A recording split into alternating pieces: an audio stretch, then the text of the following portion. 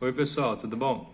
Continuando a nossa aula sobre os atributos de Deus, hoje a gente vai falar sobre a onipresença de Deus. A aula passada a gente falou sobre a eternidade de Deus e que ele não é limitado ao tempo, né? Porque o tempo é uma criação de Deus. E o tempo, o espaço e a matéria, eles estão ligados, eles vieram juntos depois da criação do universo. Então, todos eles são criação de Deus. Por isso que Deus ele é eterno, porque ele não é limitado ao tempo. Ele é espírito, porque ele não é limitado à matéria, e ele é onipresente, porque ele não é limitado ao espaço. E aqui em Atos, capítulo 17, Paulo, que está lá em Atenas, junto com Silas, fala para o povo, lá no versículo 28. Pois nele vivemos e nos movemos e existimos. Pois nele vivemos e nos movemos e existimos. Então Deus está em todos os lugares. Nós nos movemos nele, existimos nele e vivemos nele. Então, por aí a gente percebe o tamanho de Deus, né? Que Deus está em todos os lugares, plenamente. Ele não está aqui pela metade. Ele não está lá no céu, lá no seu trono, e aí ele manda uma parte dele aqui para estar aqui, para vigiar, para ver como é que está tudo aqui. Não, ele está plenamente em todos os lugares. Ele está plenamente aqui comigo. Ele está plenamente aí com vocês, plenamente lá no Japão, plenamente lá na Lua e lá no trono dele nos céus, né? E aí por aí a gente vê o tamanho do nosso Deus, né? Lá em Isaías capítulo 40 fala que Deus coloca todo o oceano na palma das mãos e que ele mede os céus, o universo com palmos. Uma das menores medidas, né, que se tem é o palmo. E Deus, ele mede os céus, né, o universo todo com palmos das mãos. Deus é muito grande e ele está em todos os lugares. Mas a gente não pode confundir o fato de Deus estar em todos os lugares com Deus ser todas as coisas, né? Existe uma ideia chamada panteísmo que fala que Deus está em todos os lugares, então Deus é todas as coisas. Então eu olho e vejo uma vaca, eu falo que não é Deus. Eu olho uma árvore, eu olho o sol, a lua, outra pessoa e vejo Deus em tudo. Deus é tudo. Deus está em tudo e é tudo. Não. Existe uma distinção muito grande entre o Criador e a criação. É como uma esponja cheia de água. Uma comparação legal. A esponja cheia de água, ela está repleta de água. Mas a esponja e a água são totalmente diferentes, né? Então, assim é o universo. Ele está repleto de Deus. Mas o universo de Deus é totalmente diferente, né? Então é isso. E dando sequência, então, Deus está em todos os lugares, mas ele não pode ser limitado por nada. Lá em 1 Reis, Salomão foi o construtor do templo, né? Deus, então, mandou que Salomão construísse o templo lá em Israel, lá em Jerusalém, para que ele habitasse ali. Daqui a pouco eu vou explicar um pouco mais sobre isso, o que é esse habitar de Deus ali. Mas Salomão, então, muito sabiamente, fala lá em 1 Reis, capítulo 8, versículo 27. Mas, de fato, habitaria Deus na terra? Eis que os céus e até o céu dos céus não te podem conter, quanto menos essa casa que eu edifiquei.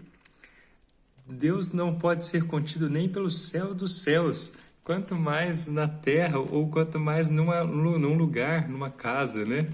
Isso dá uma alegria muito grande, porque isso mostra que Deus pode ser adorado ou que Deus nos ouve em qualquer lugar, né? A gente não precisa de ir num lugar específico para que Deus nos ouça. Isso é legal demais, né?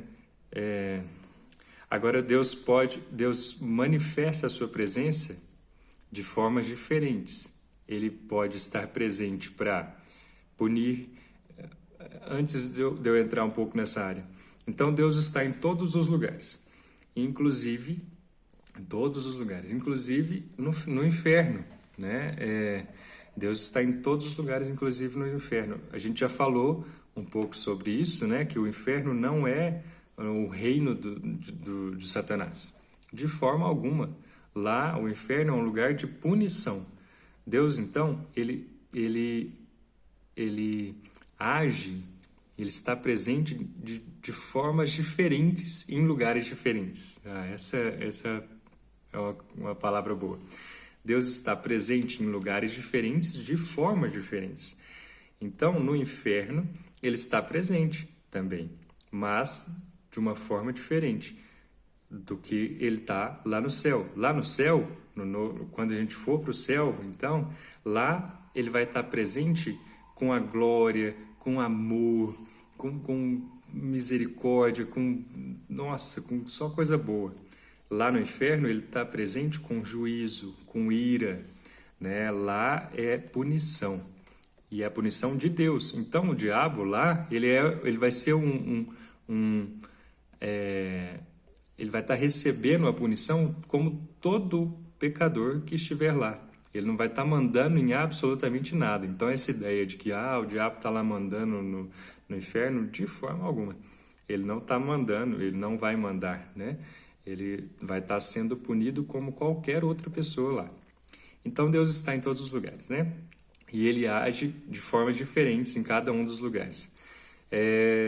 Então Deus, ele está... Quando a Bíblia fala que Deus está distante das pessoas, não é que lá em... Deixa eu ler duas referências que fala lá em Isaías 59, fala: as vossas iniquidades fazem separação entre vós e o vosso Deus. Lá em Provérbios, capítulo 15, 29, fala: o Senhor está longe dos perversos, mas atende à oração dos justos. Essas duas referências mostram que a presença de Deus não está... a presença de Deus está em todo o tempo, até junto com os perversos, mas não está da forma para abençoar.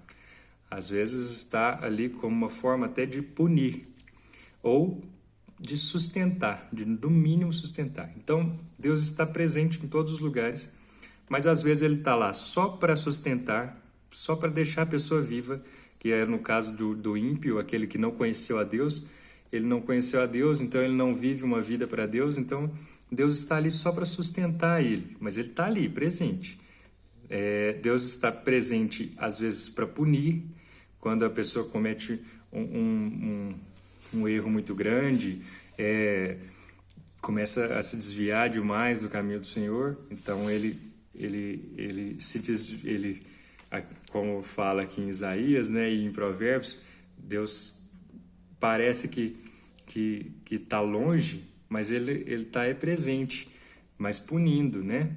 E agora a gigantesca maioria das vezes que a Bíblia fala da presença dele é para abençoar, né? Graças a Deus. A presença de Deus está para nos abençoar. E é isso, pessoal. Sim, eu comentei sobre sobre o templo, né? Então, falando nessa questão, dessas três formas, né, de presença, então Deus instituiu que eu estarei com vocês, para o povo de Israel, isso no Antigo Testamento. Eu estarei presente no meio de vocês lá no tabernáculo, lá na Arca da Aliança, eu vou estar ali, entre os dois querubins.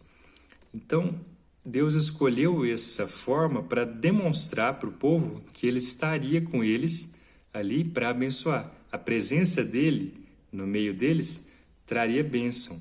Então, sempre quando eles iam ter uma batalha, eles levavam a Arca da Aliança para simbolizar que Deus estaria ali presente. Mas Deus estava presente em todos os lugares, né? Já. Agora, um exemplo de presença de Deus interessante. Um exemplo de presença de Deus para punição. A mesma Arca da Aliança, lá em 1 Samuel, no começo do livro, a Arca da Aliança é levada pelos filisteus. Então, a presença de Deus, né, a Arca da Aliança é a presença de Deus. Onde ela chegava, na cidade que ela chegava dos filisteus, ela causava destruição. Vinha um monte de praga, de doença, as pessoas começavam a morrer, porque era uma punição de Deus. A presença de Deus, pelo erro deles de terem tirado a arca do povo que Deus escolheu, estava sendo uma presença de punição. Interessante. É isso, pessoal. E agora eu vou fechar com uma frase de um teólogo holandês muito legal, chamado Herman Bavinck. Ele fala o seguinte, que às vezes quando a gente vai fazer um mal, a gente corre, né? Quando a gente quer fazer alguma coisa que é errado, a gente tende a sair do meio das pessoas, a se esconder, né?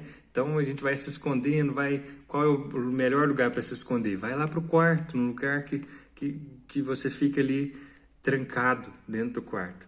Mas se você trancar a porta do quarto e tudo mais, ainda tem a janela, ainda tem a fresta da maçaneta, né? Então ainda fica pensando, nossa, mas alguém pode ver ainda alguma coisa, então eu vou lá para o meu coração.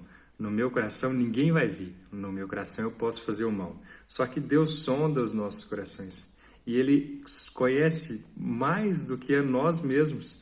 Ele nos conhece mais do que nós mesmos. Então, até no nosso coração Ele está presente. Então, o que Bavinck fala é que se você quer fugir de Deus, então você tem que fugir para a presença dEle. É muito legal.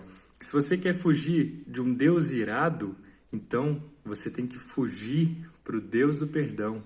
Se a gente sabe que Deus sabe de todas as coisas e que Ele sabe dos nossos erros, então a melhor coisa que a gente faz é: Deus, me perdoe. Me perdoe porque o Senhor sabe que eu cometi esse mal. O Senhor sabe que eu estou errado e eu preciso do Senhor. Então me perdoe. Lá em Salmo 139, né, um salmo tão famoso, se eu corro lá para o mais alto monte, ou se eu for lá para o mais profundo abismo, lá o Senhor está, né? Não tem como correr de Deus, não tem como correr de Deus.